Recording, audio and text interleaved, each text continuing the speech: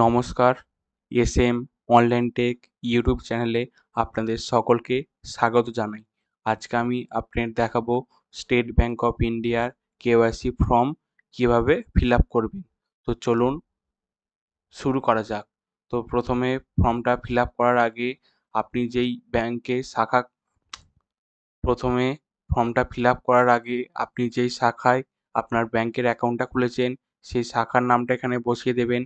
বসানোর পর সিআইএফ নম্বর অর্থাৎ সিআইএফ নম্বরটা কোথায় পাবেন? এই সিআইএফ নম্বরটা আপনার পাসবইয়ে পেয়ে যাবেন, ঠিক আছে? তো তারপর আপনার এখানে নামটা লিখতে হবে। প্রথমে আপনার ফার্স্ট নাম, তারপর মিডল নাম যদি থাকে তাহলে মিডল নাম দেবেন, ঠিক আছে? তো তারপর আপনার সর্বশেষ লাস্ট নেম বা পদবিটা এখানে বসিয়ে দেবেন।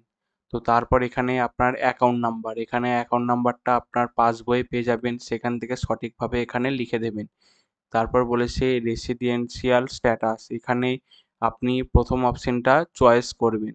তারপর বলেছে অকুপেশন টাইপ, আপনার এই অপশনগুলোর মধ্যে যেই অপশনটা বলে মনে হবে আপনি এই অপশনগুলোর মধ্যে আপনার যেই অপশনটা বলে মনে হবে সেই অপশনের ঘরে টিকমার্ক করে দেবেন। তারপর বলেছে অ্যানুয়াল ইনকাম বা টার্নওভার, আপনার বার্ষিক ইনকাম কত থাকলে দেবেন, না থাকলে দেওয়ার দরকার নেই। এখানে না থাকলে কেন বলছি, যদি আপনি স্টুডেন্ট হয়ে থাকেন তাহলে আপনি কোনো ইনকাম করেন না, সেক্ষেত্রে আমি বললাম না থাকলে এখানে দেওয়ার দরকার নেই, ঠিক আছে? তো তারপর ২ নম্বর অপশনে কি বলেছে আইডেন্টিফিকেশন ইনফরমেশন, অর্থাৎ এখানে আপনার সমস্ত কিছু আইডেন্টি প্রুফের নাম্বার বসিয়ে দিতে হবে। প্রথমে বলেছে ম্যাগনেটারি প্যান নাম্বার, এখানে আপনার প্যান কার্ডের নাম্বারটা বসিয়ে দিতে হবে, ঠিক আছে? যদি আপনার কাছে প্যান কার্ড না থাকে তাহলে এখানে বলেছে দেখুন ফর্ম 60, এখানে ফর্ম 60 ফর্মটা ফিল আপ করতে হবে। এই ফর্ম 60 ফর্মটা কোথায় পাবেন? আপনার নিকটবর্তী স্টেট ব্যাংক অফ ইন্ডিয়ার শাখায় পেয়ে যাবেন। তো তারপর কি বলেছে দেখুন, certificate copy of any one of the following document to be submitted, এখানে আপনার যদি passport, voter card, driving licence, job card এই সমস্ত কিছুর মধ্যে যে কোনো একটি ডকুমেন্ট থেকে থাকে তাহলে আপনি সেই ডকুমেন্টটার ঘরে টিকমার্ক করে দিয়ে নিচেই ডকুমেন্ট নাম্বার ঘরে ডকুমেন্ট নাম্বারটা লিখে দেবেন, ঠিক আছে? তো তারপর কি বলেছে আধার নাম্বার, এখানে আপনার আধার কার্ডের নাম্বারটা বসিয়ে দেবেন। তো এই গেল ১ নম্বর পয়েন্ট, ২ নম্বর পয়েন্ট। এরপর ৩ নম্বর পয়েন্টে কি বলেছে দেখুন, এখানে আপনার পার্মানেন্ট অ্যাড্রেসটা বসিয়ে দিতে হবে। প্রথমে আপনি একটি ডকুমেন্ট সিলেক্ট করবেন। ২ নম্বর অপশনে যেমন আপনি ডকুমেন্ট সিলেক্ট করেছেন ৩ নম্বরে সেমভাবেই একটি ডকুমেন্ট সিলেক্ট করবেন। যেই ডকুমেন্টটা আপনার আছে সেই ডকুমেন্টের ঘরে টিকমার্ক করে দিয়ে ডকুমেন্ট নাম্বারটা বসিয়ে দেবেন। ডকুমেন্ট নাম্বারটা বসিয়ে দেওয়ার পর এখানে আধার নাম্বারটা বসিয়ে দেবেন, ঠিক আছে?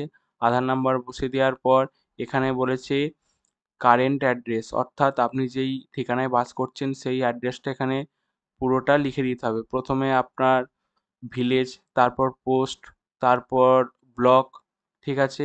যদি আপনার ভিলেজ এবং পোস্ট একসাথে হয় তাহলে ভিলেজ প্লাস পোস্ট লিখে দিয়ে পাশে আপনার অ্যাড্রেসটা লিখে দেবেন, ঠিক আছে?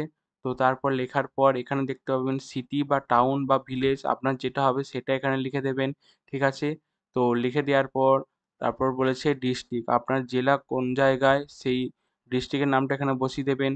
তারপর পিনকোড বা পোস্ট কোড, এখানে আপনার নিকটবর্তী যেই পোস্ট অফিস আছে সেই পিনকোডটা এখানে বসিয়ে দিতে হবে। তারপর বলেছে স্টেট, এখানে আপনার রাজ্যর নামটা বসিয়ে দিতে হবে।